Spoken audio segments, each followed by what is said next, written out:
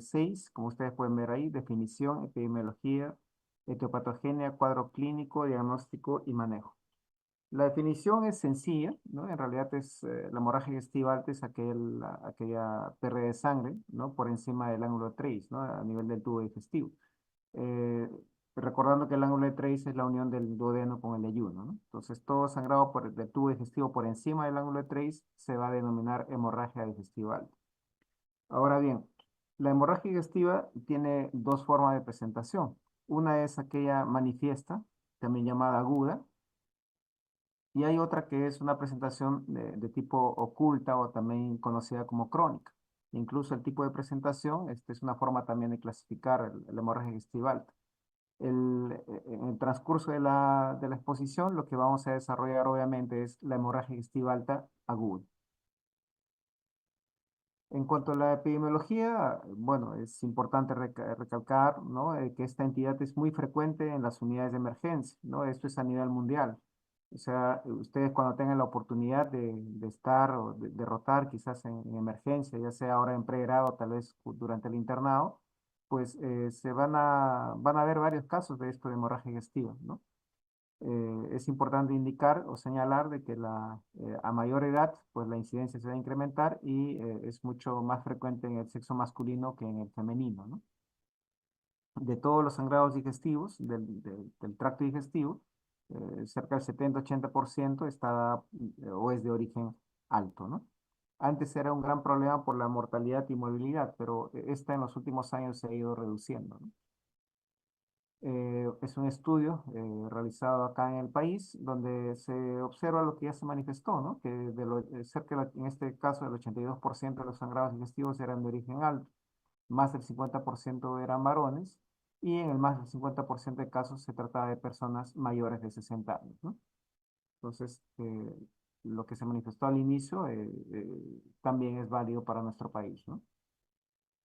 En cuanto a lo que es la mortalidad, habíamos mencionado que ha descendido y básicamente ha descendido, tanto la mortalidad ha descendido, básicamente por el manejo inicial, ¿no? Ahora entendemos un poco mejor lo que representa la hemorragia digestiva alta y también se ha vuelto muy común, digamos, el tener equipos de endoscopía digestiva alta, el equipo de endoscopía, perdón, que permiten dar un tratamiento endoscópico terapéutico, ¿no? Entonces, ambas situaciones, tanto la mejor comprensión de la etiopatogenia y de la hemorragia digestiva, ¿no? Lo cual ha hecho que el manejo sea más adecuado, y el uso de la endoscopia terapéutica, pues han permitido que en los últimos años la mortalidad disminuya, ¿no?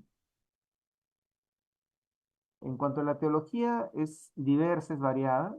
Si ustedes han tenido la oportunidad de revisar algún artículo, alguna revisión acerca de este tema, van a ver que la lista es bien larga, ¿no? Bastante larga.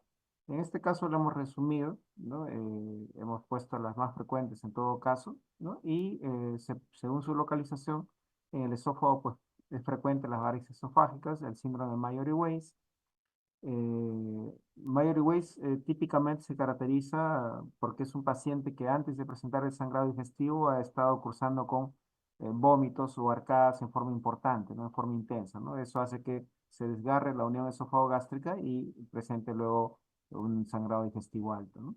En cuanto al estómago, es importante manifestar que las dos principales causas son las úlceras pépticas, el cáncer gástrico también, pero hay otras causas, por ejemplo, varices gástricas, lesión aguda de mucosa, ¿no? Sobre todo asociada a ingesta de AINES, lesiones vasculares diversas, siendo con un sangrado importante, ¿no? La lesión de Dielafoy. A nivel del duodeno, no obviamente lo que nosotros podemos observar con mayor frecuencia es la úlcera péptica, ¿no? Básicamente la úlcera péptica es lo que nosotros vemos en el duodeno, pero a veces puede haber también otro tipo de lesiones, como por ejemplo las lesiones neoplásicas, ¿no? Que no es tan frecuente en realidad. Aquí hay algunas imágenes que nosotros podemos observar, ¿no? En la parte superior de la izquierda, ¿no? Es un Mayory Weiss, ahí se ve el esófago distal, aquí está el cardias y más internamente el estómago, y pues, se puede ver pues un desgarro, ¿no? Eso es típico de Mayor Weiss. Aquí son erosiones, esta es la zona del antro, ¿no? Este es el píloro. En el antro vemos varias erosiones, ¿no? Esta es la imagen del duodeno, el bulbo, la segunda porción duodenal, ¿no? Donde hay una lesión vascular, ¿no? Probablemente un Dilafoy. Y aquí pues vemos en el nivel del estómago, ¿no? Una angiodisplasia se llama esto, ¿no? O telangiectasia también, ¿no? Es como una arañita, ¿no? Una araña vascular, ¿no? Que también puede sangrar. Solo por poner algunos ejemplos, ¿no? En cuanto a la etiología más, en cuanto a la frecuencia, básicamente son dos, podríamos manifestar. Uno es la enfermedad ulceropéptica, que engloba la úlcera gástrica y duodenal, y las varices esofágicas, ¿no? Prácticamente estas entidades, ¿no? Van a ser causante de cerca del 50%, incluso hasta más del 50-70% de las causas del sangrado digestivo alto, ¿no? Entonces es importante saber su manejo, ¿no? Ambos estudios comparan ¿no? Lo que se ha realizado en nuestro país y son muy similares, ¿no? Aquí úlcera gástrica, duodenal, varices esofágicas, del mismo modo aquí úlcera duodenal, gástrica y varices esofágicas también, ¿no? ¿Por qué la diferencia? Bueno, es un tema que ustedes van a desarrollar más adelante en las siguientes clases. Van a hablar seguramente sobre enfermedad ulceropéptica y van a ver que la úlcera duodenal ha disminuido, ¿no? Porque o la causa más frecuente es la infección por Helicobacter pylori. Y como ahora su erradicación es más frecuente, pues eso ha hecho que la úlcera duodenal disminuya en cuanto a frecuencia, ¿no? Bueno, en cuanto a la etiopatogenia. La etiopatogenia, la etiopatogenia, es decir, aquellas causas y mecanismos por los cuales se presenta un sangrado digestivo, ¿no? También nos va a permitir realizar una clasificación del sangrado digestivo, ¿no? Podemos dividir nosotros, ¿no?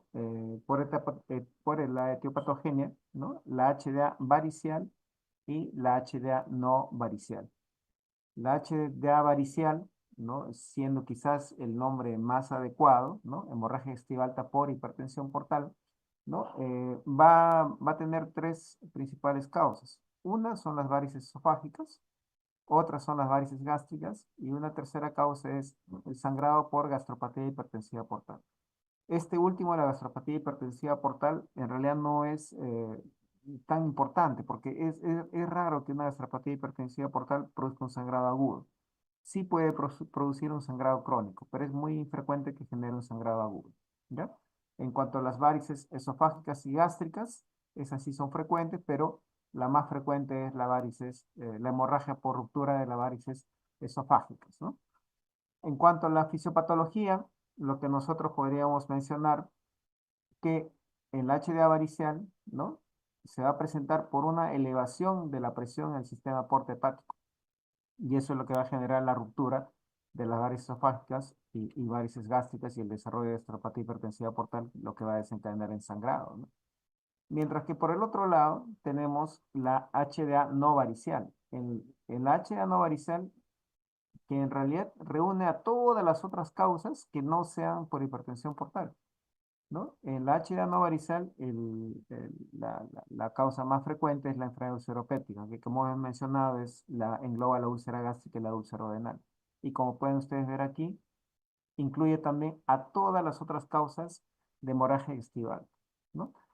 Lo cual podría parecer quizás un poquito complejo, pero en realidad no lo es tanto, ¿no? ¿Por qué? Porque en HDA varical la causa más frecuente es ruptura de varios esofágicos. Así que cuando se habla de HDA varical, vale la redundancia, básicamente nos estamos refiriendo a la ruptura de varios esofágicos. Por el otro lado, en el otro grupo de HDA no varicial, ¿no? Prácticamente el 80% de causas se debe a la enfermedad ulceropéptica. Así que HDA no varical también se puede considerar o se toma como sinónimo cuando nos referimos al mismo de la enfermedad o la enfermedad ulceropéptica, ¿no? O la hemorragia por enfermedad ulceropéptica. ¿Está bien? Entonces, de ahí por eso que esté sombreado, ¿sí? Bueno, espero no confundirlos con esto. En la HDA no varicel la fisiopatología es diversa, ¿no? Pero en lo que concierne estricta a la enfermedad ulceropéptica, básicamente es por un desbalance que se va a dar entre los factores agresores y defensores de la mucosa, ¿no? Ya sea gástrica o duodenal. recordemos un poco lo que es la anatomía, ya la fisiología, ¿no? De lo que es la circulación normal del sistema porta-hepático. Nosotros podemos observar de que la sangre viene a través de la vena esplénica y a través de la vena mesentérica superior, ¿no? Y estas ambas venas van a confluir y van a formar la vena porta. La vena porta ingresa, ¿no? La sangre que viene por la vena porta va a ingresar a través de los sinusoides al hígado, se van a formar luego capilares, luego eso va a dar lugar a la formación de las venas hepáticas, ¿no? Antiguamente llamadas venas suprahepáticas, y estas a su vez van a drenar en la vena cava inferior, lo cual va a llevar la sangre hacia el corazón. Entonces, ese es el recorrido normal de la sangre, ¿no? ¿No? Vena esplénica, duodeno, o sea, de todo lo que es lo que son los órganos intraabdominales, el intestino, atraviesan el hígado y la sangre va a través de la vena cava hacia el corazón. Esa es la circulación normal en el sistema porta-hepático. Pero, ¿qué es lo que va a ocurrir en la hipertensión portal, no? En la hipertensión portal, pues, reiterando que la principal causa de hipertensión portal es la cirrosis hepática, pues al haber una fibrosis, entre otras cosas en el hígado, ¿no? No va a permitir que ese flujo que habíamos nosotros comentado se lleve a cabo. Por lo tanto, la sangre va a buscar otras formas, otras vías de llegar hacia el corazón. Y una de ellas es a través de las venas del esófago, ¿no? Se va a formar o se va a desarrollar una circulación colateral, ¿no? ¿No? A través de, principalmente acá la vena coronaria, estomáquica, va hacia las venas del esófago, y como estas venas del esófago no están preparadas para tolerar un gran volumen, una gran presión de sangre, pues va a hacer que se dilaten, ¿no? ¿Sí? Y al dilatarse, ¿no? Al formar las varices esofágicas, pues estas pueden romperse y va a originar el sangrado digestivo alto, ¿no? Eso como una forma de entender, ¿no? La fisiopatología de la hemorragia digestiva alta de tipo varicial, ¿no? Reiterándoles que la principal causa de HDA varicial es la ruptura de las varices esofágicas. Y el sangrado es así, ¿no? El sangrado por varices esofágicas, me gustaría que fijen esta imagen, ¿no? Es así, es bastante importante. Miren ustedes cómo sale a chorro, ¿no? Es un flujo continuo de sangre. Ese es el sangrado producido por la ruptura de las varices esofágicas. En cuanto a la úlcera péptica, no vamos a ahondar mucho, y ya les comenté que van a recibir una clase al respecto, ¿no? Y es cuando se presenta por un desbalance entre factores defensivos y agresivos de la mucosa gástrica, ¿no? Se forma una úlcera, como pueden ustedes observar acá, ¿no? Una úlcera, ¿no? Que es una solución de continuidad de la mucosa. En cuanto a la presentación clínica de la hemorragia digestiva alta básicamente se da de cuatro formas. Uno es mediante la hematemesis, ¿sí? Que es la eliminación por la boca de sangre rojo vivo o rojo vinoso. Dos es mediante el vómito borráceo, que es un vómito en borra de café. Luego veremos cómo es esto de la borra de café. Tres es la melena. No sé si han tenido la oportunidad de presenciar ustedes una deposición tipo melena. Es una deposición negra, ¿no? Brillante, ¿no? Como la brea oleosa, ¿no? Tiene un olor bastante característico. Quizás no es un olor desagradable necesariamente, pero es un dolor muy intenso. Es un dolor peculiar que si ustedes en algún momento tienen la oportunidad de presenciarla, ¿no? ¿No? O de percibirla, el olor, creo que no se les va a olvidar nunca, no es fácil de reconocer el olor de una melena, ¿no? ¿Sí? E importante es una deposición pues, pastosa, ¿no? Esa es la melena. También tenemos la presentación en forma de hematoquesia. La hematoquesia es la eliminación a través del ano de deposiciones con coágulos o heces mezcladas con sangre, ¿no? No es rojo vivo, eso es rectorragia, ¿no? Son heces mezcladas con sangre. La hematoquesia, por lo general, es una forma de presentación de la hemorragia digestiva baja, pero también la hemorragia digestiva alta puede presentarse en forma de hematoquesia, ¿no? Eh, en relación a los dos primeros, hematemesis y vómito borracio, en nuestro país tendemos a diferenciarlos, ¿no? Para nosotros no es lo mismo hematemesis que vómito borracio, pero sin embargo ustedes en la literatura van a quizás presenciar de que en algunos textos el vómito borráceo forma parte de la hematemesis, ¿no? Pero en nuestro caso, como les menciono, lo diferenciamos en nuestra realidad. Esas son las cuatro presentaciones de la hemorragia digestiva alta. Y claro que un paciente que tiene HDA, hemorragia digestiva alta, también puede tener otros síntomas acompañantes, ¿no? Pero que se pueden ver pues en otras condiciones, ¿no? Puede haber anemia, mareo, síncope, disnea, angina, shock, por ejemplo, ¿no? El hecho que un paciente tenga anemia no necesariamente significa que tenga hemorragia digestiva alta, ¿no? El hecho de que un paciente tenga disnea o esté chocado no necesariamente significa que esté presentando una hemorragia digestiva alta. Aquí tenemos las fotos, ¿no? De lo que habíamos dicho, el hematemesis, sangrado activo, el sangrado que se elimina por la boca.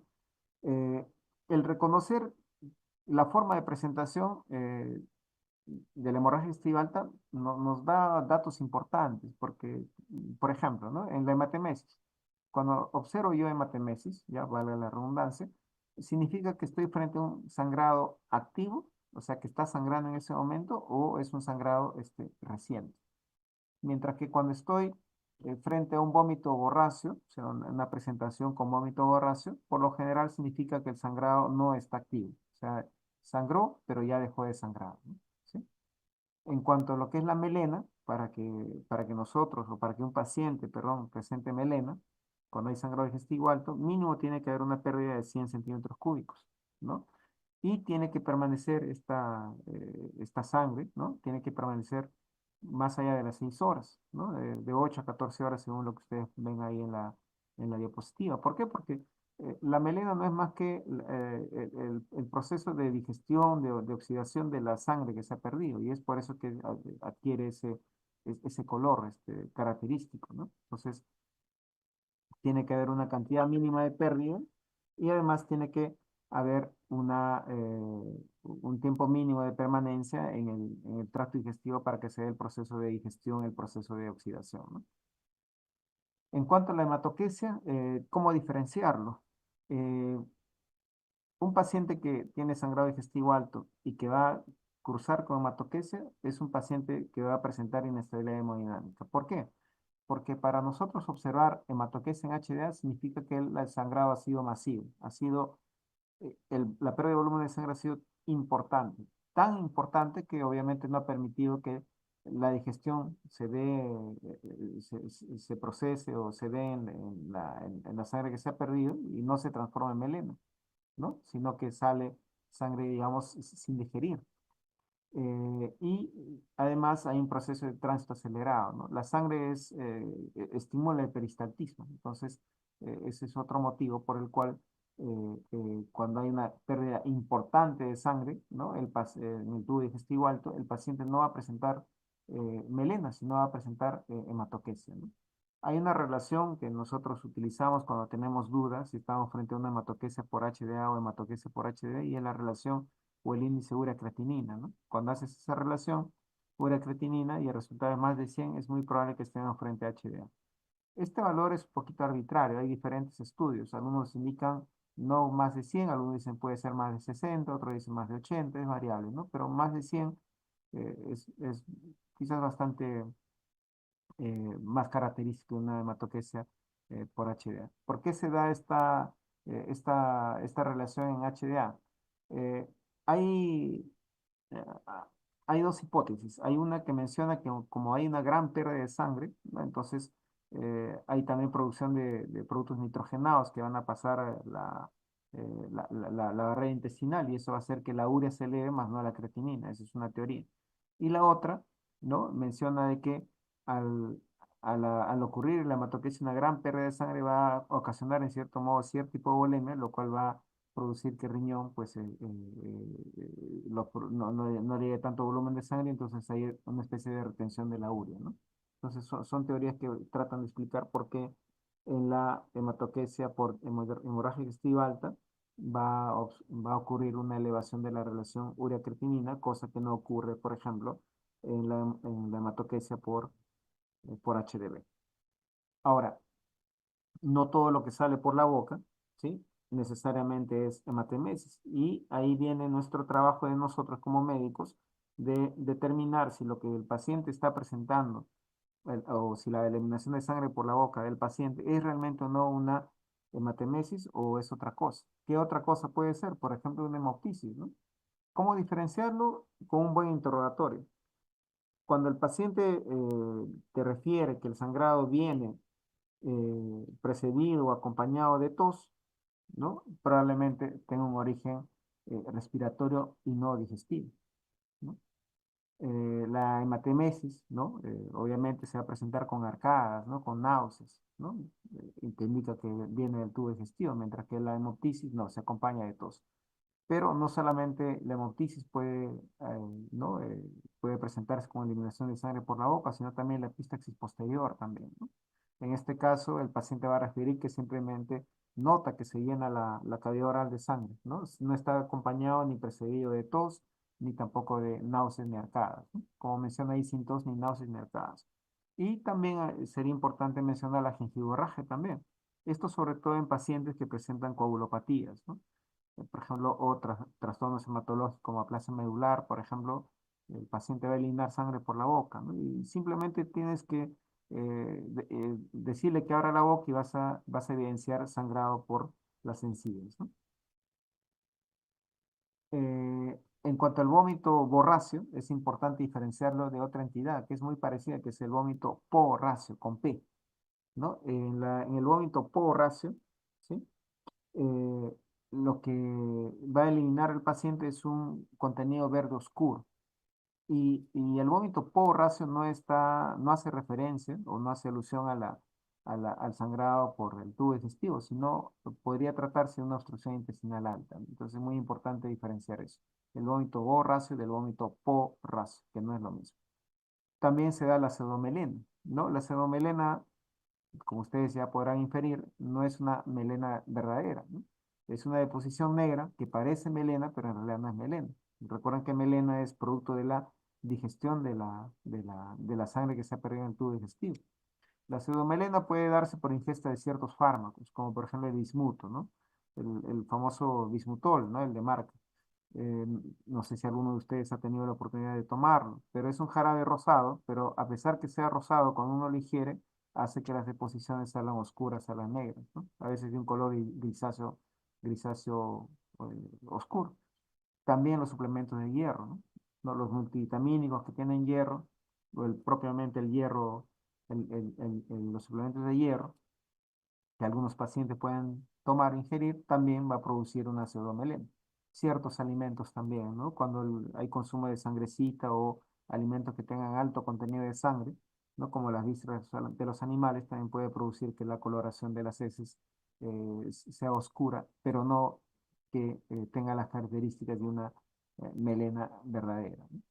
Lo de la hematoquesia por hemorragia digestiva alta, perdón, baja, ya lo hemos comentado, ¿no? En la hematoquesia por HDV, el paciente está, prácticamente no tiene mayor manifestación en el estado hemodinámico. Es un paciente que está tranquilo, relajado y no pareciera que estuviera, digamos, grave, ¿no?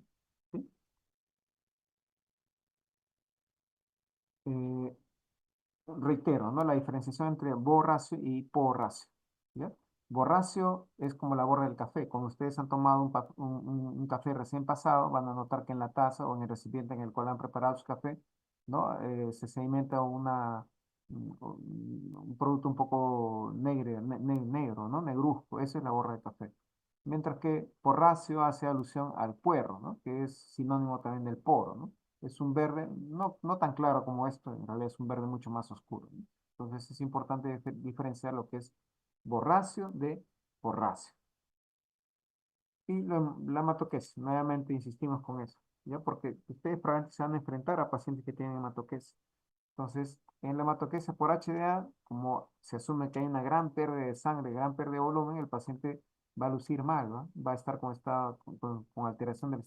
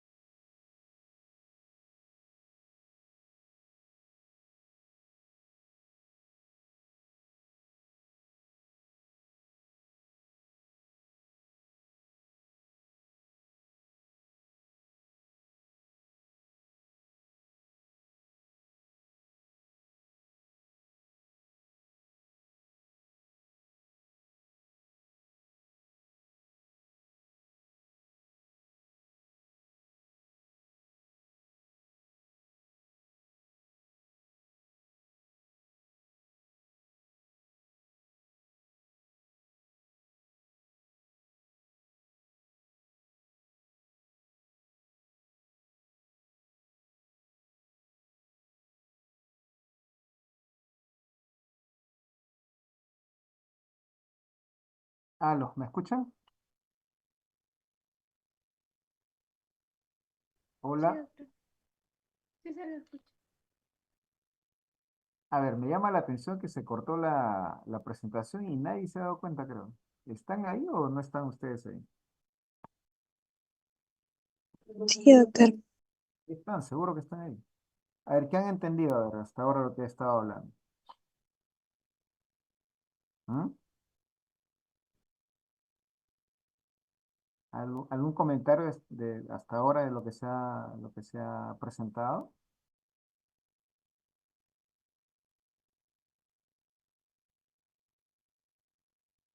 A ver, ¿qué es hemorragia digestiva alta? ¿Cuántas por encima? Bueno, es una partida por encima del ángulo de Trace.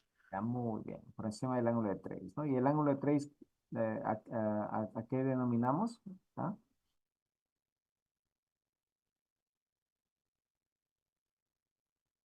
La unión del duodeno con el yeyuno, ¿no es cierto? ¿Sí? Y la HA tiene dos formas de presentación, ¿cierto? ¿Cuáles son? Ah, varicial y no varicial. No, eso es por la fisiopatogenia o etiopatogenia, ¿no? En cuanto Manifiesto y en el oculto. tiempo, ¿cómo? En el El tiempo, manifiesto y oculto. ¿cómo cómo lo dividimos? En el tiempo, al inicio, era el inicio de la diapositiva, ¿no? Era como agudo y crónico, ¿no es cierto? ¿Sí? O agudo manifiesto y el crónico como oculto también se le puede decir. Y hemos mencionado que toda esta presentación es sobre la hemorragia digestiva alta, manifiesta o oculta. Manifiesta. Manifiesta, ¿no?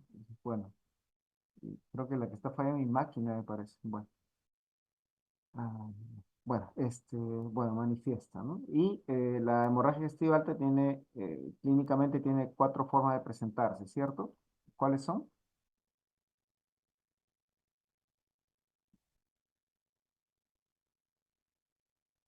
Uno era hematemesis, otro es, Melena. Melena. muy bien, melena, muy bien, hematemesis, melena, otro.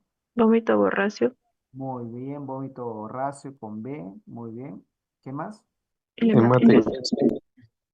Hematoquesia, muy bien, ¿no? Entonces, ya muy bien, es la forma. Y hay el diagnóstico diferencial que tenemos que hacer cada uno de ellos, ¿no? Entonces, y también les dije que por su etiopatogenia, la hemorragia digestiva puede dividirse en dos grandes grupos, ¿no? ¿Cuáles son estos dos grandes grupos? La no varicial y varicial. Muy bien, ¿no? La HDA varicial y la no varicial, ¿no? El HDA varicial, su representante más importante es la ruptura de varices esofágicas, ¿no? Mientras que en la HDA no varicial, ¿no? Es el sangrado por enfermedad ulceropéptica, ¿no? También dijimos que en la enfermedad ulceropéptica, pero en la HDA no varicial no solamente está presente la enfermedad ulceropéptica, sino todas las otras causas, ¿no? Que no estén en la varicela. La varicela, le decimos, es sencillo, es varices esofágicas, varices gástricas y gastropatía hipertensiva portal, ¿no? Siendo esta última muy infrecuente que se presente de forma aguda, ¿no? Generalmente puede producir una hemorragia o un sangrado digestivo crónico, ¿no? O sea, el paciente cursa con anemia. Ya, muy bien, ahora sí, vamos a continuar, ¿eh? Voy a nuevamente compartir la pantalla y ojalá que no tenga problemas otra vez con con la red.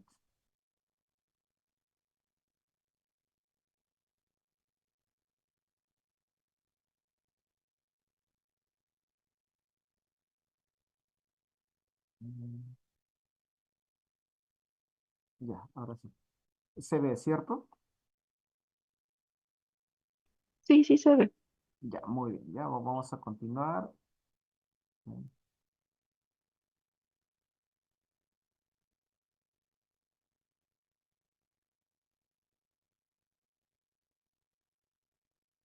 Vamos a avanzar regular. Bueno, como son muchas diapositivas, espero que no se cansen. Ya, listo. Bueno, ahí vimos eso, me parece, y bueno, veamos con el diagnóstico, ¿no? ¿Cómo hacemos el diagnóstico de hemorragia estival? ¿No? De dos maneras, ¿no? Un diagnóstico clínico y un diagnóstico endoscópico, ¿no? El diagnóstico clínico me va a dar un diagnóstico presuntivo o a veces también definitivo. Ustedes recordarán que tenemos dos tipos de diagnóstico, ¿no? Presuntivo y definitivo. Mientras que el diagnóstico endoscópico me va a dar el diagnóstico definitivo. ¿Definitivo de qué? Estoy hablando de hemorragia estival. No estoy hablando de las causas de hemorragia estival, estoy hablando de hemorragia estival. Porque para nosotros enfrentar un cuadro de hemorragia estival, primero pues tengo que tener el diagnóstico de hemorragia estival, ¿sí? Entonces, clínico y endoscópico. El diagnóstico clínico básicamente se basa en dos cosas, pues, ¿no? En la anamnesis y el examen físico. Mientras que el diagnóstico endoscópico, obviamente, como su nombre dice, ¿no? Tengo que hacer uso del equipo de endoscopía digestiva alta, ¿sí? Para lo que es el diagnóstico clínico, en cuanto a la anamnesis, obviamente integraré pues sobre la presentación, lo que hemos dicho, ¿no? Hematemesis, vómito borracio, hematoquesia, ¿no? Melena, ¿no? Y en cuanto al examen físico, bueno, puedo recurrir al tacto rectal, ¿no? Para confirmar melena, por ejemplo, ¿no? O tal vez hacer un procedimiento o un lavado gástrico si tengo dudas, ¿no? Ahora un poquito el avance de la tecnología ha cambiado esto. ¿Por qué? Porque todos prácticamente tienen aparatos móviles, ¿no? Todos tenemos celulares, ¿no? Y todos, ¿no? Por más simple que sea, tiene su cámara, ¿no? Así que por lo general ahora nos facilita un poquito las cosas el paciente porque tienden a tomar foto si han hecho matemesis, si han hecho melena, pues le toman foto y nos muestran la foto. Y entonces nos ayuda mucho a lo que es el diagnóstico, ¿no? ¿Sí? Bueno.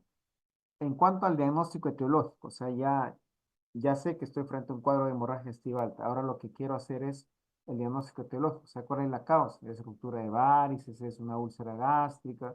¿Es un cáncer? ¿Qué es, no? Entonces, igual, tengo también, puedo hacer un diagnóstico etiológico valiéndome de la clínica o valiéndome de la endoscopía. En este caso, la clínica solo va a ser presuntivo. ¿Ya? Nunca va a ser definitivo. Eh, por clínica, yo no puedo hacer un diagnóstico definitivo, por ejemplo, de cáncer gástrico, no podría ser, ¿no? Mientras que el diagnóstico etiológico por endoscopía sí, me va a dar un diagnóstico definitivo, ¿ya? Y nuevamente, pues clínico hace alusión a lo que es anamnesis y examen físico, mientras que diagnóstico endoscópico hace alusión al uso del equipo de endoscopia digestiva alta, ¿no? Manejo, que es lo más importante, y aquí sí me gustaría que presten mucha atención. Sencillo, ¿no? No hay por qué complicarse. El manejo de la hemorragia digestiva alta aguda, ¿ya? Aguda, ¿ya? Se basa en tres cosas importantes. Uno es la evaluación inicial, dos son medidas iniciales y tres es la endoscopia digestiva alta. Y miren que es en ese orden, por eso está ahí separada en la parte media con esas flechas indicando, ¿ya? Evaluación inicial, medidas iniciales y endoscopia digestiva alta. ¿Por qué recalco esto? Porque muchas veces nosotros vemos, nosotros somos gastroenterólogos, ¿no es cierto? Entonces trabajamos en el hospital y muchos de los pacientes que van a presentar hemorragia digestiva alta, pues no están a cargo de gastroenterología o bien están en emergencia, ¿sí? A cargo del médico emergenciólogo o están pues en sala de hospitalización a cargo de medicina interna, no necesariamente de gastroenterología. Entonces, sucede que muchas veces, cuando están frente a un cuadro de hemorragia digestiva alta o sospecha de hemorragia digestiva alta, lo primero que los médicos que no son gastroenterólogos, lo primero en que piensan, o en lo que piensan es en endoscopia digestiva alta. Y si ustedes ven, la endoscopia digestiva alta no es lo primero que se hace en el manejo de HDA, es lo último, y a veces no siempre se hace, o no siempre hay que hacerlo, ¿no? Entonces, no se olviden, por favor, para el manejo de hemorragia digestiva alta, lo primero que se hace no es una endoscopia digestiva alta, eso no es lo primero que se hace. Lo primero que se tiene que hacer es una evaluación inicial y las medidas iniciales, por favor, ¿ya? Entonces, en evaluación inicial, también sencillo, ¿no? La evaluación inicial implica pues lo que es la anamnesis y el examen físico. Y básicamente lo que queremos son tres cosas en la evaluación inicial. Diagnosticar la hemorragia digestiva alta, o sea, quiero yo, ¿no? Determinar que estoy realmente frente a un cuadro de hemorragia digestiva alta, ¿ya? Que esto no es hemoptisis, que esto no es una hemorragia digestiva baja, no, que realmente estoy frente a una hemorragia digestiva alta. Quiero determinar o acercarme al diagnóstico etiológico, o sea, ¿qué puede estar presentando el paciente con HDA? ¿Cuál puede ser la causa? Y también quiero determinar la gravedad del evento en sí, la gravedad del paciente. ¿Me entienden? Entonces, los objetivos de una evaluación inicial es diagnosticar HDA, diagnosticar la etiología del HDA y aproximarme a la gravedad del cuadro que está presentando, con el cual está cruzando el paciente. La anamnesis, ¿no? Como es una evaluación inicial, tiene que ser rápida y dirigida, ¿no? Para el diagnóstico del HDA, ya bueno, nuevamente, aunque suene muy reiterativo, tengo que interrogar acerca de la presentación, melena, hematemesis, vómito borrazo, hematoquesis, y tengo que hacer el diagnóstico diferencial. No es suficiente con que venga el paciente y me diga, ¿sabe qué? Tengo hematemesis, estoy sangrando el estómago, ¿no? El paciente no es médico. Bueno, tal vez alguna vez sí sea un médico, pero por lo general no es un médico.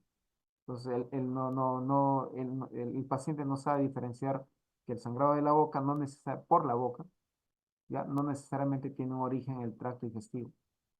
Entonces, es tu función, ¿no? Interrogar rápidamente para hacer un diagnóstico diferencial si realmente está frente a un HDA o no, ¿sí? O es otra cosa.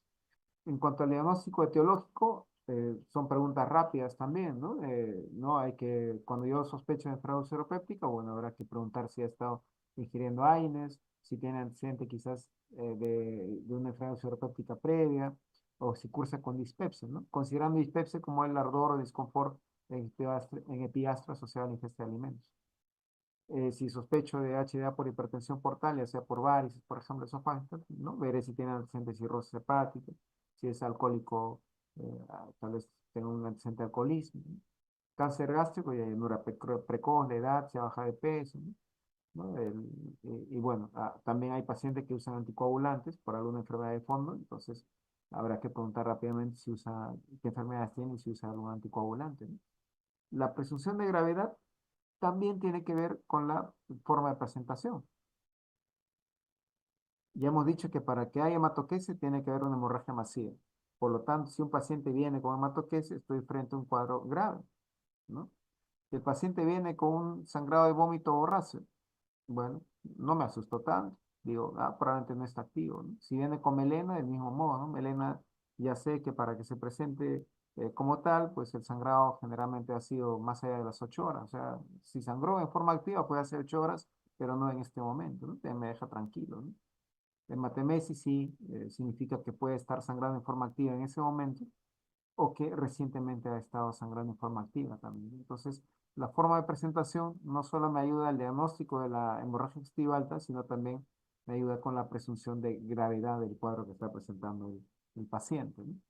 El examen físico, del mismo modo, tiene que ser rápido y dirigido. ¿Dirigido a qué? Y hemos dicho, confirmar la HDA, ¿no? Entonces, muchas veces voy a requerir hacer un tacto rectal, ¿ya? No es una obligación hacer tacto rectal, por si acaso, ¿ya?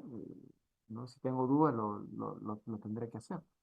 Diagnóstico etiológico, bueno, buscar rápidamente, ¿no? Ictericia, si hay flapping, si hay ascitis, si hay una masa palpable en el epigastrio, no me va a tomar mucho tiempo. La gravedad va a estar mucho asociado a lo que es la frecuencia cardíaca, la presión arterial, y se encuentran otros signos o estigmas en el paciente, ¿no? Quizás alteración del estado de conciencia, quizás anemia evidente, por mencionar alguno, o hipoxemia, ¿no? Que requiera que esté saturando, por ejemplo, ¿no? Me pueden ayudar a determinar que el paciente está cursando con un cuadro grave de sangrado digestivo. Entonces, luego de una evaluación inicial, ya yo tengo que determinar la gravedad. La gravedad yo lo puedo sospechar mediante la anamnesis, examen físico, como hemos dicho, de acuerdo a la presentación, ¿no? Si es hematoquesis, hematemesis, probablemente sea un cuadro grave. La etiología, si sospecho que es varicial, también. Ustedes han visto en una de las imágenes que les dije, traten de fijar esta imagen, en la cual ven como un sangrado por ruptura de varios esofágicos es importante, no es a chorro. Entonces, HDA varicial también se considera como grave en la sospecha. Y en cuanto al examen físico, bueno, nos valemos básicamente la frecuencia cardíaca y la presión arterial sistólica, ¿no? Si alguno de estos está alterado o ambos, significa que probablemente estoy frente a un sangrado grave, importante. Si hay signos de hipoperfusión periférica también, ¿no? Frialdad distal, quizás hipoxemia, ¿no? También. Entonces, cuando yo, luego de la evaluación inicial, he determinado la gravedad, ¿no? Tengo que ver qué voy a hacer con este paciente, ¿no? Si estoy considerando, ¿no? Considerando, luego de mi evaluación, de mi examen físico, anamnesis, que estoy frente a un cuadro leve, lo que puedo hacer es, si creo conveniente, ¿ya? Voy a ampliar la anamnesis, puedo ampliar el examen físico, ¿sí? Tal vez algo se me está pasando, tal vez algo no me ha dicho el paciente, ¿no? Tal vez al paciente ya le han hecho una endoscopia hace una semana, ¿no? Y ya tenía ya un diagnóstico de cáncer, por ejemplo. Entonces, todo eso yo no lo voy a preguntar en la anamnesis inicial. La anamnesis inicial es rápida. Entonces, si estoy frente a un cuadro leve y dispongo de tiempo y lo considero necesario, puedo ampliar mi anamnesis y mi examen físico. Si considero que no es necesario, puedo pasar inmediatamente a medidas iniciales, ¿no? Que a continuación vienen. Si considero que estoy frente a un cuadro grave, ya no puedo estar, no puedo invertir más tiempo en la anamnesis y examen físico. Si considero que es grave, inmediatamente paso a medidas iniciales. ¿Ya? Así que pasemos a medidas iniciales. Medidas iniciales, eh, diversas medidas iniciales, ¿no? Varias cosas se pueden hacer en medidas iniciales. En lo que son medidas generales, a todo paciente con HDA, acceso venoso, ¿no? Tengo que ponerle su vía, ¿sí? Es importante ponerle su vía, ¿ya? Por más que tú consideres que esté estable, está bien, ¿no? Ponle su día. No, a veces ha pasado que hay pacientes que, sobre todo cuando la emergencia está muy saturada, ¿no? Viene por HDA, como hay mucha demanda de pacientes, pues no te das tiempo para atenderlo. Y en lo que el paciente está esperando, hace inmediatamente una hematemesis, ¿no? Y ahí recién te asustas y te preocupas y todo el mundo va a correr y ponerle la vida, ¿no? Entonces no te das problemas, indica que le pongan su día, ¿no? ¿Sí? También hay solicitud de exámenes auxiliares, ¿no? Diversos exámenes auxiliares. Colocación de zona nasogástrica, ya lo vamos a comentar, como quedando, está quedando de lado en los últimos tiempos, ¿no? Las cosas están cambiando en realidad, ¿no? En cuanto a la evaluación inicial, algunas medidas iniciales, ¿no? Ahí sí es importante el ABC. De acuerdo a mi evaluación inicial, o sea, mi examen físico, ¿no? Eh, el ABC, ¿no? La vía aérea, ¿no? La respiración y la circulación, ¿no? En la vía aérea tendré que ver si tengo problemas con el paciente, ¿no? Tal vez va a requerir que esté intubado, ¿no? Para proteger la vía aérea, ¿no? Sobre todo cuando es un paciente que está con hematemesis continua, ¿no? En gran volumen, ¿no? O tal vez cuando el paciente está con trastorno de sensorio, también por hipoxemia puede alterarse el sensorio, ¿no? O los pacientes que tienen cirrosis hepática también hacen encefalopatía, ¿no? Entonces tal vez voy a considerar necesario ponerle un tubo endotraqueal, ¿no? Voy a ver cómo está la saturación, tal vez requiere oxígeno el paciente, ¿no? Y en cuanto a la circulación, voy a ver cómo está hemodinámicamente, ¿no? Si está alterado la hemodinamia, o sea, hay la presión arterial sistólica está baja o la frecuencia cardíaca está alta, tal vez, por mencionar algunos, tendré que inmediatamente hacer la resucitación, ¿no? Lo cual va a ir a favor del paciente, ¿no? Va a mejorar su pronóstico. ¿Sí? Entonces, ABC, de acuerdo a los hallazgos de la evaluación inicial. Fármacos, uso también en medidas iniciales, también puedo usar fármacos, ¿no? Cuando sospecho que es un HDA no varicial, puedo administrar omeprazol. Si estoy frente a un HDA varicial, vasoactivos, antibióticos, como vamos a mencionar más adelante.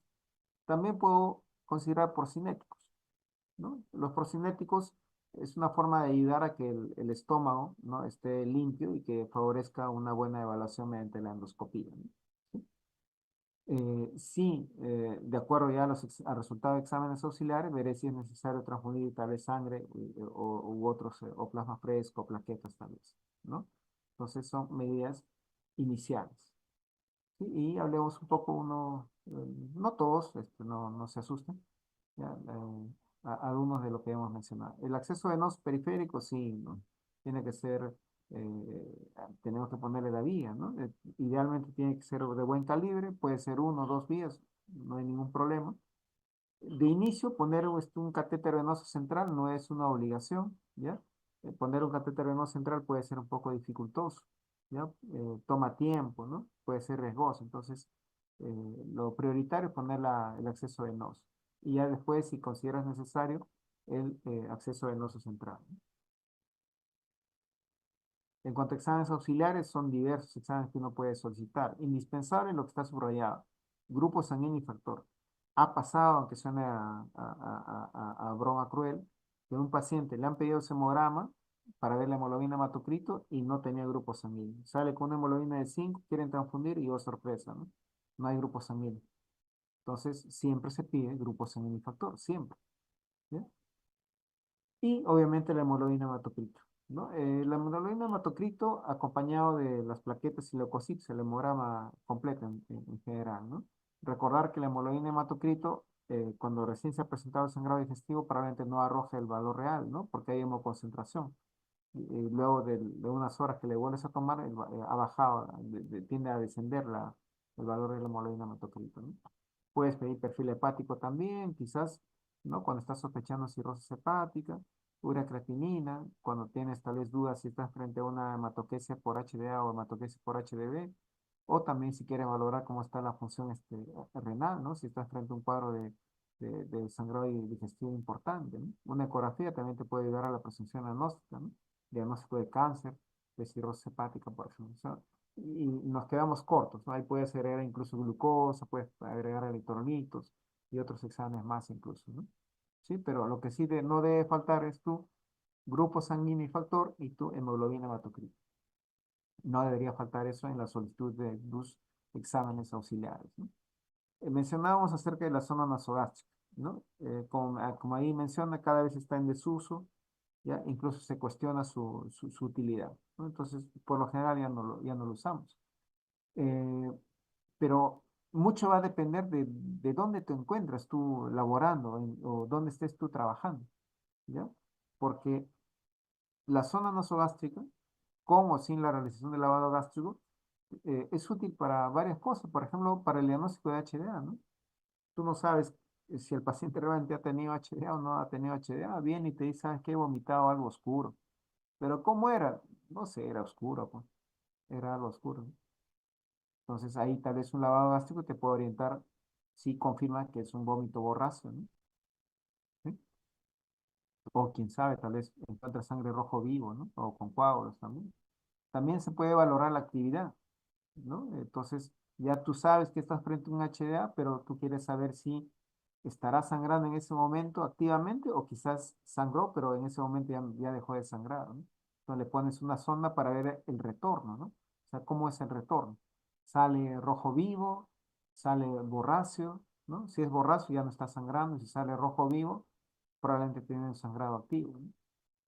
Y también la sonda nasogástrica se puede utilizar para la preparación para la endoscopía, ¿no? Entonces, a veces el paciente está con contenido alimentario, hay muchos cuadros, no te deja ver, entonces pones la sonda, lavas, como una forma de favorecer o facilitar el estudio endoscópico, ¿no?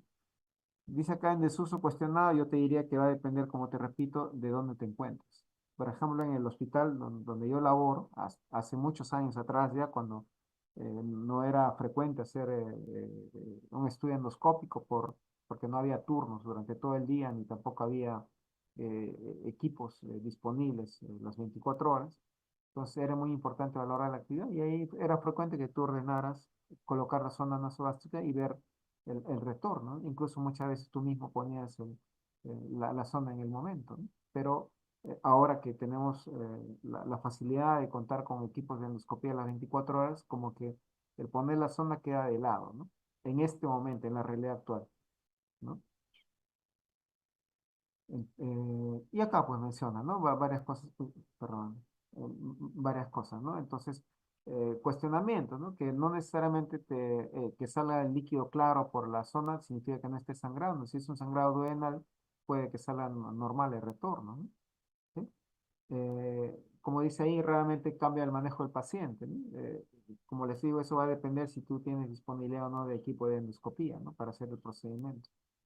Y si bien es cierto, puede facilitar el estudio de endoscopía hacer un lavado gástrico, pero se ha demostrado que no mejora el rendimiento. Es decir, encontrar la causa del sangrado, o sea, la causa etiológica del sangrado digestivo alto, no va a mejorar si es que le haces o no o dejas de hacer el lavado gástrico. Y bueno, lo último, ¿no? Se considera pues algo cruento para el paciente, ¿no? Imagínate, tú estás sangrando y te sientes mal y encima viene y te van a intentar poner una sonda por la nariz, ¿no? Es bastante incómodo. Entonces, por eso es que en la actualidad está quedando en desuso y su uso es un poco cuestionado, ¿no? La intubación endotraqueal, ya hemos mencionado, es para asegurar la vía aérea y prevenir la aspiración, ¿no? Se va a indicar cuando hay inestabilidad hemodinámica, cuando hay trastorno de sensorio, tal vez vómitos ¿no? Continuos sanguinolentos, ¿no? Estabilización hemodinámica, eso sí es muy importante, ¿no? Es lo que ha mejorado la supervivencia de los pacientes. Entonces, lo importante es mantener o estabilizar hemodinámicamente al paciente. ¿Para qué? Para que haya un aporte adecuado de oxígeno, ¿no? Hay un aporte adecuado o hay una perfusión tisular adecuada. Eso va a mejorar la supervivencia del paciente, como ahí menciono. Con HDA varicela hay que tener un poquito de cuidado. Ya no hay que ser tan agresivos con la reposición de volumen. Con la HDA no varicel, sí, no hay problema, ¿no? Excepto que tengan un problema cardíaco, tal vez, o renal. Pero en la HDA varicel con cuidado. ¿Por qué? Por la fisiopatología, ¿no? El HDA varicel se presenta por aumento en la presión del sistema porta. Entonces, si yo le doy bastante volumen, puedo incrementar la presión del sistema porta y un sangrado por ruptura de varices esofágicas detenido puede activarse si es que le paso demasiado volumen. Entonces, en el HDA varicel se sugiere o se recomienda una hipovolemia controlada, o sea, una presión sistólica ahí en el límite, ¿no? 80, 90, ¿no? En el límite, ¿sí? ¿Cómo realizarlo? Tenemos para eso cristaloides y coloides. Dentro de los cristaloides tenemos el suero salino, la solución salina. Eh, cómo se administra? En bolos, ¿no? En chorros, ¿no? Puede ser de 250 a 500, ¿no? Dicen que no debería pasar más de 2 litros, ¿no? Pero eso es relativo, ¿no? Entonces le das chorrito de 250, 500, ¿no? ¿Para qué? ¿Qué cosa quieres conseguir? Que la frecuencia cardíaca y la presión arterial sistólica esté en parámetros adecuados. O si quieres ser mucho más minucioso, que el volumen urinario, ¿no? Esté en 50 mililitros, ¿no? Por hora, ¿no? ¿Sí? Como objetivo, ¿no? Ahí muchas veces le pones una sonda Foley para valorar el débito urinario, ¿no? Una vez que ya has conseguido tu parámetro de estabilización, puedes mantener solamente ya perdón, puedes administrar fluidos solamente ya de mantenimiento, ¿no? Para evitar una sobrecarga de volumen, que básicamente es 1 mililitro por kilo de peso por hora, ¿no? ¿Sí? Más o menos 1,5 litros, más o menos en 24 horas, ¿no? ¿Sí? Si estás frente a pacientes que tal vez tienen algún problema de cardiópatas, ¿no?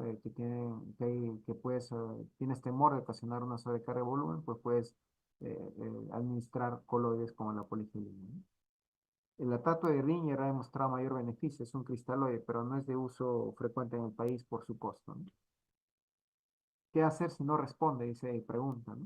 Ya le has dado ya su volumen y hemos dicho ya de que generalmente se sugiere un volumen máximo de 2 litros, o sea, dale 250, 500 cc, ¿no? En repetidas oportunidades hasta máximo 2 litros, ¿no? Para no sobrecargar de volumen.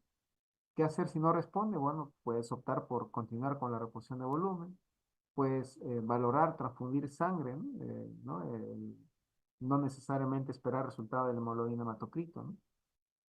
Cuando dice estrategia 1-1-1 significa que no solo es suficiente pasarle paquete globular, sino tendrás que pasar plasma fresco, ahí están los factores de población y también unidad de plaquetas, ¿sí? También se puede valorar el uso de activos, ¿no? Noradrenalina, dopamina, para aumentar la presión, ¿no? ¿Sí? Si es que aún así no se estabiliza, incluso habría que valorar la necesidad de hacer un estudio de emergencia, ¿no? Para determinar el lugar de sangrado y la causa del sangrado, ¿no? Esto se puede hacer mediante vía endoscópica, quirúrgica o incluso radiológica, ¿no? Por lo general no llegamos ahí, hasta ahí no se llega. Hay una clasificación que quizás ustedes la van a ver, que es la clasificación de severidad de la hemorragia, ¿no? ¿Sí? De la Sociedad Americana de Anestesiólogos y la TLS también. ¿Ya? Ahí ven los cuadros, pero eh, no es no quisiera que se memoricen eso, simplemente que aprendan que determinando la presión arterial sistólica y la frecuencia cardíaca le puede ayudar un poco. les puede ayudar bastante para determinar si están frente a un cuadro de paciente grave, ¿no? Bueno, en cuanto a fármacos, cuando estás frente a un HDA no varicel, ¿no? Una de las causas más frecuentes es la enfermedad ulceropética. Y ahí es muy útil el uso de los inhibidores de bomba de protones, ¿no? Como el omeprazol, por ejemplo. ¿Cuál es el objetivo? Mantener un pH gástrico mayor a 6. ¿Para qué? Para disminuir lo que mencioné ahí, el desangrado. ¿Por qué? Porque eh, reduciendo la secreción ácido vamos a favorecer que se forme o que el coágulo esté estable, ¿no? Entonces, eso es favorable para el paciente, por eso va a disminuir el desangrado. ¿Se puede usar la ranitidina?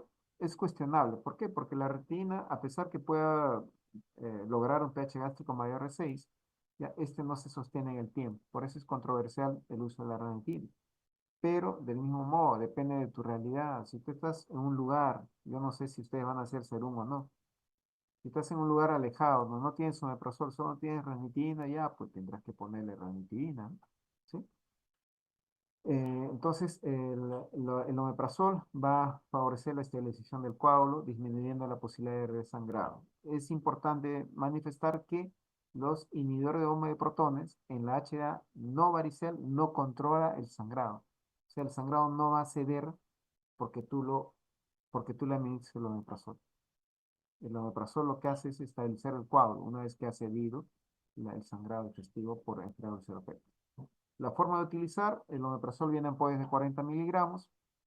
Inicialmente se da un bolo de 2 ampollas, o sea, 80 miligramos. Y luego puedes continuar dando infusión continua, ¿no? Generalmente 8 miligramos por hora. Más o menos son 5 ampollas, ¿no? Diluido en 500 cc o en 100 cc de solución salina y la administras 24 horas.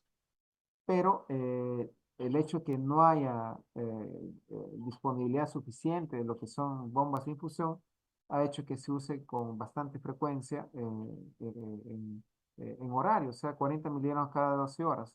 Y por lo menos los estudios que se han realizado han demostrado que el beneficio es similar. Así que es válido que lo administres por bomba de infusión o también que des una ampolla de 40 miligramos cada 12 horas, ¿no? Generalmente le puedes dar por 2 o 3 días en forma continua, ¿no? ¿Sí? Eso es en caso del omeprazol. En caso de los vasoactivos, ¿ya? Eso se usa, no me estoy refiriendo al vasoactivo que usamos para subir la presión, por si acaso. En este caso de los vasoactivos, son otros vasoactivos, ¿no? Que se usan para disminuir la presión en la circulación portal. Obviamente esto se va a utilizar cuando estoy frente a un HDA varicial, ¿no? Esto sí, a diferencia del omeprazol en el HDA no varicial, en este caso el uso de vasoactivo sí va a controlar la hemorragia. Por simple lógica, ¿no? Si la causa del HDA varicial es el incremento de la presión en el sistema portal, la hipertensión portal, entonces si yo doy un fármaco que disminuya la hipertensión portal, obviamente va a favorecer que el sangrado cese. Entonces, esa es la diferencia. Obviamente también va a disminuir la posibilidad de sangrado, ¿no? Frecuentemente se puede utilizar la terlipresina, ¿no? Puedes dar 1 o 2 miligramos cada 4 o 6 horas, dependiendo de la respuesta del paciente, ¿no? Por 2 o 5 días, por ejemplo. Antibióticos. ¿En quiénes? En los pacientes que tienen HDA varicel, ¿no? ¿Para qué? Para prevenir la peritonitis lateral espontánea, que es un cuadro que se presenta en pacientes con cirrosis hepática que cursan con ascitis, ¿no? Luego de un sangrado digestivo, estos pacientes cirróticos con ascitis pueden cursar con PB. Y esto tiene importancia, ¿por qué? Porque una PB, un proceso infeccioso, también puede incrementar la presión del sistema porta, a su vez puede producir un nuevo resangrado por varios esofágicos. Entonces, por eso es doblemente importante el uso de antibióticos. Tienes que poner antibióticos, administrar antibióticos si estás ante la sospecha o confirmación de HDA varicial, ¿ya? Por dos motivos, prevención de PBE y porque disminuye la recurrencia de sangrado varicial, ¿no? Puede darse 1 gramo cada 24 horas de 3 a 5 días también, ¿no? Transfusión de sangre, aquí también ha habido cambios, ¿no? Generalmente los paquetes globulares, ¿no? Antes, ya hace muchísimos años en realidad, no ahora último, les hablo de más de 30 años, pero más o menos, ¿no? Que no estaba muy clara la indicación, entonces era una había una estrategia libre para la administración de paquete globular. Entonces, algunos médicos eran un poco más, ¿no? ¿Cómo decirles? No sé si más preocupados con el nivel de hemoglobina, entonces querían que el paciente tuviese 11, 12 o 13 hemoglobina y le transfundían, ¿no? ¿No? Pero se ha demostrado que eso no es lo adecuado, ¿no? Se prefiere lo que menciona ahí una estrategia restrictiva, es decir, mantener una hemoglobina a nivel de 7 u 8 gramos por decilitro, ¿no? Y si es cardiópata, un poquito más, 8, 9, ¿no? ¿Sí? Entonces, no en todos los pacientes habría que transfundir el paquete globular. Algo importante, a veces se estila que tú le pasas paquete globular y le pides un control, y el control le dicen después de 24 horas. No hay necesidad de hacer un control después de 24 horas. Más allá de los 15, media hora, una hora, ya el valor ya es el real, así que no hay que demorar tanto con el control, ¿no?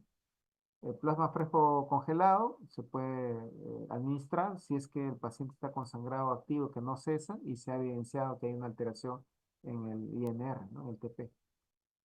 Plaquetas del mismo modo, ¿no? Cuando hay un sangrado persistente y está frente a plaquetopenia importante. Generalmente menos de 10.000 y hay un sangrado espontáneo cuando hay plaquetopenia a ese nivel, ¿no?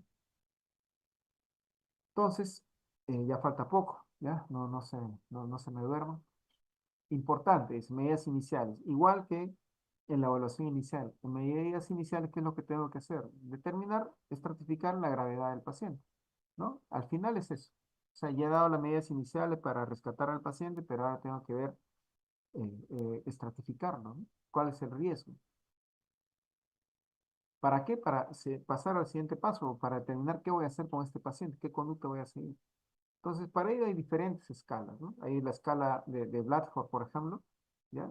Hay la escala de Roca preendoscópica y hay la escala de IMS 65, que son los que se usan en la actualidad. Hay muchísimos más, pero son los tres, digamos, más utilizados, ¿no? Para algunos. Entonces, cuando yo ya realicé las medidas iniciales, puedo aplicar cualquiera de esos scores para determinar si estoy frente a un bajo riesgo o a un paciente con alto riesgo. Cuando digo bajo riesgo, alto riesgo, se está refiriendo básicamente a la posibilidad de resangrado o a la posibilidad de mortalidad. Entonces, si yo considero que estoy frente a un paciente de bajo riesgo, el manejo incluso puede ser ambulatorio, ¿no? Le digo, ¿sabes qué? No hay problema, te vas de alta, te vas a tu casa. O también cabe la posibilidad de realizar una endoscopia digestiva alta durante la hospitalización sin que le dé de alta, ¿no? Eso va a depender mucho de la disponibilidad del equipo y la sospecha diagnóstica también, ¿no? Si estoy sospechando cáncer o varios esofágeos incluso, a pesar que parezca que es bajo riesgo, no debería darle de alta. Ahora, esto esto es importante. Hay muchas guías que tal vez han tenido usted la oportunidad de leer, ¿no? Entonces, tú tienes que, nuevamente, insisto, determinar tu realidad, en qué realidad tú te encuentras, ¿sí? Porque lo ideal es que todo paciente, al margen que tenga bajo riesgo o alto riesgo, se le realice una endoscopía. ¿Para qué? Para saber cuál es la causa, ¿no? ¿Cuál es la causa de esa HDA? Yo les comento como anécdota, hago un pequeño paréntesis, ¿no? Hace muchos años vimos una paciente joven, no llegaba ni a los 30 años y estaba embarazada, estaba gestando. Y vino por vómito borracio, me acuerdo. Y bueno, pues quedaba ¿y ahora qué hacemos, no? Un grupo de colegas decían, no, pues ¿para qué le vamos a hacer la endoscopia? Es joven, además está embarazada, además está estable, está tranquila, está sentada, además fue un vómito borracho, ¿para qué le hacemos?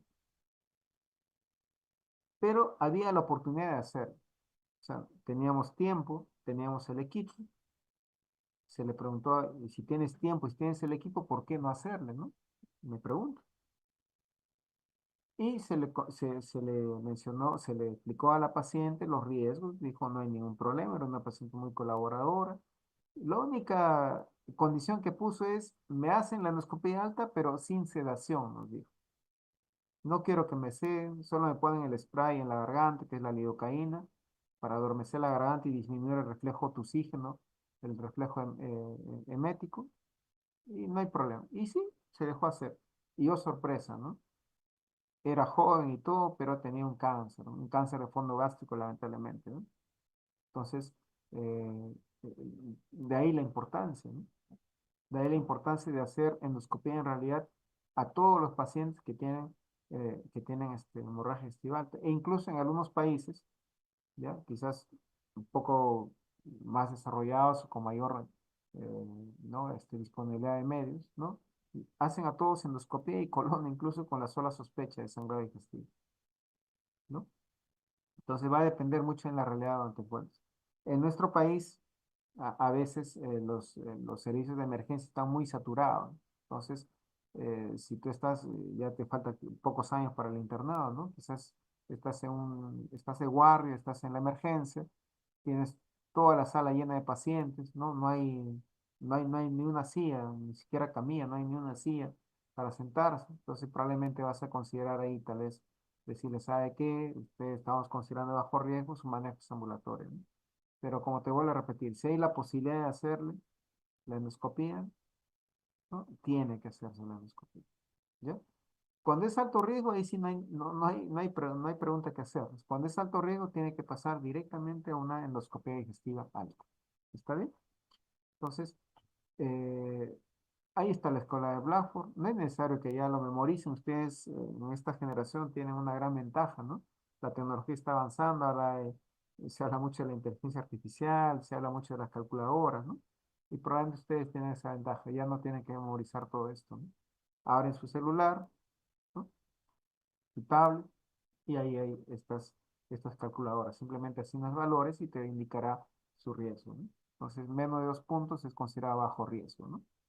Ahí están los parámetros de Blackboard, ¿no? Aquí está de lo que es el score de IMS y el score de ROC. En el score de ROC en la tabla pueden ver que los dos ítems en la parte baja están rayadas, ¿no? Porque es un score preendoscópico, o sea, antes de la endoscopía.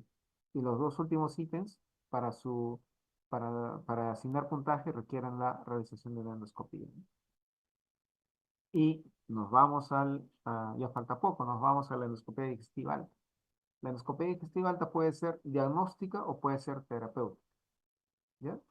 Obviamente es diagnóstica o terapéutica en el mismo momento. No es que le voy a hacer primero una endoscopia diagnóstica, luego en otro momento, en una hora después, en otro día, le voy a hacer la terapéutica. No. Si tiene los medios, una endoscopia diagnóstica se convierte en el mismo instante en una endoscopia terapéutica, si es que es necesario, ¿no? La endoscopia diagnóstica, ¿para qué te ayuda? Para confirmar de que estás realmente frente a una HDA, o sea, hay un sangrado por encima del ángulo de 3. ¿Para qué te sirve? Para determinar la causa, la etiología de esa HDA. ¿Para qué también te sirve? Para estratificar el riesgo de resangrado y mortalidad, o sea, de determinar la gravedad en sí, ¿no? Para eso hay clasificación de Force y el score de Roca también puede servir. Y la endoscopia terapéutica no se le hace a todos los pacientes endoscopia terapéutica, ¿no? Está indicado a aquellos pacientes que presentan sangrado activo importante o riesgo de resangrado, perdón, alto. No se hace a todos. Por ejemplo, Mallory Weiss, por ejemplo, a pesar que tú puedas ver que está sangrando ahí, no es importante. Mallory Weiss se va a la casa. No requiere endoscopia terapéutica. Ahora bien, la endoscopia terapéutica, la realización, cuando esté bien indicado, va a ayudar a disminuir la mortalidad, ¿no? Eso es lo que hablábamos al inicio de las diapositivas, ¿no? Que ha mejorado la mortalidad de los pacientes con HDA. También, obviamente, va a disminuir la recidiva del resangrado, ¿no? Cuando haces una endoscopia terapéutica, ¿sí? Y eso va a redundar en muchos beneficios, no solamente para el paciente, ¿no? La estancia hospitalaria va a ser menor, ¿no? Se va a transfundir menos paquetes globulares tal vez, ¿no? No va a ser operado y en general los costos de la hospitalización van a ser menores. Y en el tema de salud también influye o se incluye la economía. ¿Ya? Todo cuesta. Al grupo de la mañana les decía, ¿no? De que a veces abusamos, ¿no? Pedimos perdón, tomografía, resonancia, a veces dos, tres por un paciente, ¿no? Y algunos dicen, como es del CIS, no cuesta. Dicen, no, sí cuesta, todo cuesta. El paciente no lo pagará probablemente, pero sí es un costo para el Estado, ¿no? Y como digo, el Estado somos todos. En cuanto a las condiciones para realizar una endoscopia digestiva, y no hay ninguna en realidad contraindicación absoluta, ¿ya? Pero se prefiere que esté el paciente hemodinámicamente estable. Se prefiere que la hemoglobina sea mayor o igual a 7, que la plaqueta sea mayor a 50.000 y un INR menor a 2.5. Y si consideras que requiere, el paciente debería estar intubado, ¿no? Son algunas condiciones del paciente. Ya si eres poco o mucho exigente en cuanto a las condiciones del paciente, eso va a depender mucho de la destreza, de la experticia del operador, del endoscopista. Hay algunos que son más cautelosos, hay algunos que incluso piden, lo cual sí, la verdad yo no estoy de acuerdo, pero sí, algunos piden, por ejemplo, riesgo quirúrgico, ¿no? No se debería pedir riesgo quirúrgico, esto no es una cirugía, ¿no? Tal vez una evaluación por cardiología sí, pero no riesgo quirúrgico. Algunos piden hasta riesgo neumológico, ¿no? Entonces, en todos los pacientes, creo que hay que determinar en quiénes sí es necesario pedir o poner otras condiciones más para la realización de una endoscopia digestiva alta, ¿no? ¿En qué momento hacer la endoscopia alta? Se propugna una endoscopia precoz o temprana. ¿A qué llamamos endoscopia precoz o temprana? Aquella que se realiza dentro de las 24 horas, pero no antes de las 6 horas. O sea, de las 6 a las 24 horas. Algunos son más exigentes, dicen debe hacerse dentro de las 6 y 12 horas, pero generalmente 6 y 24 horas. ¿Ya? ¿Por qué? Porque si lo haces muy precoz, o sea, antes de las 6 horas, probablemente el estómago y todo esté lleno de sangre o de restos, ¿no? Hemáticos, y no te va a permitir encontrar la causa del sangrado. ¿Ya? No vas a encontrar la causa. Vas a decir, sí, hay un sangrado excesivo alto, pero no la causa, ¿no? Y si lo haces muy tardíamente, más allá de las 24 horas, probablemente no vas a encontrar la causa también. Imaginemos que sea una úlcera. Pasaron 3 días, 5 días, le hace recién la endoscopia y ya no hay úlcera. Ese problema, por ejemplo, lo teníamos nosotros también en el hospital donde laboro hace muchísimos años atrás, más de 30 años, cuando les recalco no había disponibilidad de equipos, ¿no? Y no se hacía todos los días. Entonces, eh, mala suerte para el paciente que iba con sangrado digestivo alto el día sábado. ¿Por qué? Porque el día sábado, ¿no? Era el último día de la semana que se hacía endoscopía, ¿no? El sábado en la tarde no había, domingo no había. Entonces, si no se hacía sábado en la mañana, como se dice coloquialmente, el paciente ya fue. ¿Por qué? Porque cuando le hablamos el día lunes, cerca del 80% de sangrado digestivo se autolimita solo, sin que hagas nada. El día lunes ya lo habías bien, ya no está sangrando, decían, no, ya no requiere una endoscopia de urgencia, ¿no? Saca cita, le daban cita para después de una semana. Entrabas después de una semana y ya no había nada. ¿De qué ha sangrado? No sabíamos. Entonces, por eso es que la endoscopia idealmente, cuando está indicada, no debería ser antes de las 6 horas ni más allá de las 24 horas, ¿ya? En situaciones ideales, ¿ya? Acá menciona, ¿no? A veces una disyuntiva en la que nos ponemos, ¿no? A veces el paciente está inestable, pues está sangrando continuamente, ¿no? Y ahí viene la posición, ¿no? Del médico que no es gastroenterólogo y le dice, hazme la endoscopía, está sangrando, está inestable, ¿no? Y el gastroenterólogo le dice, ah, bueno, sí le hago, pero primero estabilízalo, ¿no? Y de ahí viene la discusión, ¿no? Oye, pero si no controlas el sangrado, no se va a estabilizar. Y el otro le dice, bueno, si tú no lo estabilizas, yo no le hago la endoscopía, ¿no? En realidad hay que conversar y hay que reponer. Lo que se tiene que evaluar, como dice ahí el personaje, es riesgo-beneficio, ¿no? ¿Qué es lo mejor para el paciente? Individualizar el caso, ¿no? Si estás frente a una paciente joven, tal vez madre de familia, o un varón joven, ya pues, ¿no? Ayúdalo, ¿no? Si está tal vez, sin que suene un poco, sin que suene mal mi comentario, ¿no? Estás frente a un paciente quizás con cáncer, una edad avanzada, 80, 90 años, tal vez no sea conveniente correr mucho riesgo, ¿no? No le vas a aportar mayor beneficio a este paciente, ¿no? Entonces, todo se conversa, se dialoga y se toma la mejor decisión que sea beneficioso para el paciente, ¿no?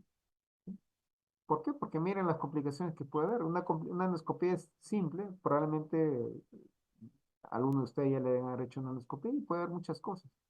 Hay alteraciones cardiopulmonares, puede haber perforación, puede haber infección, hemorragia, un montón de cosas. Entonces, claro que la posibilidad de alguna complicación es baja, ¿no? Está menos del 2%, 3%, ¿no? Baja. Cuando es diagnóstica menos todavía, ¿no? Pero puede darse. Entonces hay que valorar, hay que darnos cuenta que una endoscopía también puede tener riesgos. Y eso se los digo porque ya pasa también, nos mandan a interconsulta y quieren que le hagan la endoscopía. Sí o sí. El paciente ni siquiera tiene un hemoglobina control, no tiene función evitar esa, no tiene nada, pero quieren que le hagan la endoscopia. Porque piensan de que la endoscopia es lo que va a salvar al paciente. Y recuerden una de las diapositivas iniciales. Primero es evaluación inicial, medidas iniciales y luego recién la endoscopia, que como han visto no siempre se tiene que hacer incluso. Entonces no se olviden, por favor. Espero no verlos de acá a unos años, ya si es que van a hacer el internado donde yo laboro, exigiendo una endoscopia y ni siquiera han hecho una evaluación del paciente inicial. Bueno, acá dice, mientras más pronto mejor, no. Lo que ha demostrado un mayor beneficio al paciente no es que mientras más pronto la endoscopia sea mejor, no, sino que el tratamiento médico también es importante. Si estás en HDA varicela, ya les hemos dicho que los fármacos ayudan a controlar el sangrado, ¿no? ¿Sí? La renovación con líquidos, o sea que hacer que el paciente se estabilice, si está inestable, o sea que tenga una presión adecuada, presión arterial adecuada, una frecuencia cardíaca adecuada, es lo que va a ayudar, va a salvar al paciente y no la endoscopia alta. Entonces, no nos olvidemos eso. Ahora, no todo es una regla concluyente. Hemos dicho en diapositivas previas que la endoscopia debe ser entre las 6 y las 24 horas, ¿ya? Pero tú tienes que evaluar al paciente, pues, ¿ya? Si es un paciente, ¿no? Grave, ¿no? Tal vez te puedas atrever a hacer antes de las 6 horas, ¿no? Tal vez, bueno, este paciente no, si espero mucho, quizás, ¿no? No voy a encontrar mayor beneficio. Pero mejor, bueno, no importa, le haré antes de las 6 horas, ¿no? ¿No? Como dice ahí, ¿no? En pacientes graves, en los cuales los riesgos de lo que hemos mencionado pueden verse superados por el beneficio, ¿no? ¿Sí? Generalmente no hacemos antes de las 6 horas, ¿por qué? Porque vamos a encontrar, si estamos hablando de úlceras, por ejemplo, vamos a encontrar quizás vasovisible, vamos a tener que hacer un tratamiento endoscópico, ¿no? ¿No? Cosa que si esperamos unas horas, quizás ya no vamos a observar eso. Y que además, como va a estar lleno de coágulos y todo esto, no se va a hacer una buena evaluación. Vas a tener que hacer una nueva endoscopía y con el riesgo de que incluso haya aspiración, ¿no? Que el paciente se aspire por el contenido que tiene en el estómago, ¿no? Muy bien. Para lo que es la endoscopia terapéutica en HDA varicel, tenemos tres cosas, ¿no? La ligadura de varices esofágicas, la escleroterapia de varices esofágicas y la obturación de las varices gástricas, ¿no? ¿Cuándo? Cuando observemos una fuente de sangrado, o sea, cuando hay un sangrado activo. Tú visualizas una varice con sangrado activo, o ves un coágulo sobre una varice, o ves lo que se llama el signo de mamila, que es una tapón de fibrina. También se puede indicar un tratamiento de las varices esofágicas cuando luego de haber hecho una exploración muy minuciosa del tubo digestivo alto, no encuentras otra causa que explique el sangrado más que la ruptura de las varices. Ahí también te puedes atrever a hacer un tratamiento endoscópico para manejo de las varices esofágicas. Aquí en estos esquemas está la ligadura de varices esofágicas, así queda. Escleroterapia cada vez se hace menos, ¿no? La ligadura está ganando mucho terreno. La escleroterapia implica la administración a través de una aguja directamente sobre la varice o alrededor de la varice o adyacente a la varice de un líquido esclerosante, ¿no? Que puede ser etanolamida, polidocanol o incluso alcohol absoluto, ¿no? Alcohol por encima del 95% de graduación, ¿no? La varice gástrica se obtura, se administra un líquido como el lujo, un pegamento, se administra, ¿ya? La varice gástrica no se hace ni ligadura ni escleroterapia porque como es grande, puede sangrar de manera importante. O el resangrado es catastrófico, cuando se cae la escara. Entonces, lo que se hace con la varice gástrica es la obturación, ¿sí? Se administra un pegamento y queda así la varice, ¿no? Dura. En cuanto a lo que es en HDA no varicel, tenemos o tres métodos de inyección, mecánicos y térmicos, ¿no? ¿Cuándo? Va a depender mucho, si estoy frente a una úlcera péptica, de la clasificación FORRES, ¿no? El FORRES 1A, 1B, 2A, y opcional en 2B está indicada la endoscopia terapéutica. En ciertas lesiones como la de Dilajua también tiene que hacer un tratamiento endoscópico terapéutico, ¿no? Aquí vemos la inyectoterapia, que consiste en inyectar sustancias. Acá vemos térmico, estás quemando con argón plasma, y aquí es la colocación de clips, es un método mecánico, ¿no? Bueno, la clasificación de Forres, ¿no? 1A, 1B, 2A, 2B, 2C. Aquí solamente falta la 2B, aunque esta es una mezcla entre lo que es el 2A y 2B, ¿ya? es la evolución, sangrado activo, a chorro, ¿no? El resumante, ¿no? Y acá tenemos por otro lado lo que es el lecho con hematina o lecho sucio y el lecho limpio, ¿no? ¿Sí? Está indicada la endoscopia terapéutica en los dos primeros, como menciona ahí, 1A, 1B, y en el vaso visible también, ¿no? En el 2B, cuando es un coágulo adherido, depende, puedes optar por idealmente remover el coágulo y ver si estás frente a un 2A o un 2C y de acuerdo a eso indicar un tratamiento, ¿no? Y finalmente, ya falta poco, solo una diapositiva. Nuevamente, ¿no? ¿Qué hacer? Ya hiciste ya la endoscopía, ¿ya? Y determina la gravedad. Para determinar la gravedad te vales del score de Rocal, ahora sí completo, ya con el score endoscópico, o también te vales del diagnóstico endoscópico, ¿no? La clasificación de Forres, ¿no? Si es sangrado reciente, 1A o activo, perdón, 1A, 1B, el paciente tendrá que quedarse, no se va a ir a su casa, ¿no? Si es una lesión de la esofágica, pues también, ¿no? De acuerdo a esto, tú determinarás si el paciente se va a su casa alta o se hospitaliza y se queda en observación unos días, ¿no? Muy bien, entonces finalizamos el resumen, ya saben, evaluación inicial, medidas iniciales, endoscopia estival, ¿ya? Esa es la secuencia. Muy bien, dice, cuando todos piensan igual es que ninguno está pensando, dice, ¿no? Es un mensaje importante, ¿ya? A veces algunos estudiantes de medicina y algunos médicos también están perdiendo esa capacidad de análisis, ¿no? Entonces, no está bien eso. Siempre hay que cuestionar diagnósticos, siempre que hay a veces pensar diferente a los demás, ¿no? No necesariamente tienes que pensar igual que el resto, ¿no? Si tú piensas diferente, tal vez estás acertando, ¿no? Si tal vez solo repite lo que el resto dice, tal vez estás incurriendo en error. Entonces, no dejen de cuestionarse, no dejen de leer, de estudiar, de analizar a cada paciente. Cada paciente es diferente. ¿Ya? No todos los pacientes son iguales, cada situación es diferente. Muy bien, ¿preguntas? ¿Alguna pregunta? Si no, ya para irnos, ¿ya? ¿Alguna pregunta? ¿Están ahí o ya no están? Sí, doctor. Muy bien, ¿alguna pregunta? ¿Alguna duda? ¿Alguna pregunta? Uy, no sé cómo se le llama.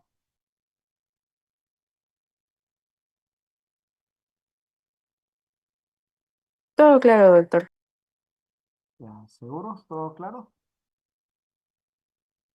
¿No hay dudas? ¿No hay preguntas?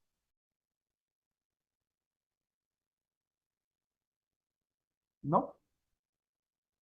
Bueno, si no hay preguntas, les agradezco nuevamente su presencia. Ya espero que haya sido o que consideren valiosa la información que se les ha proporcionado. Bueno, y nada más, pues, bien, buenas tardes con todos ustedes. Gracias.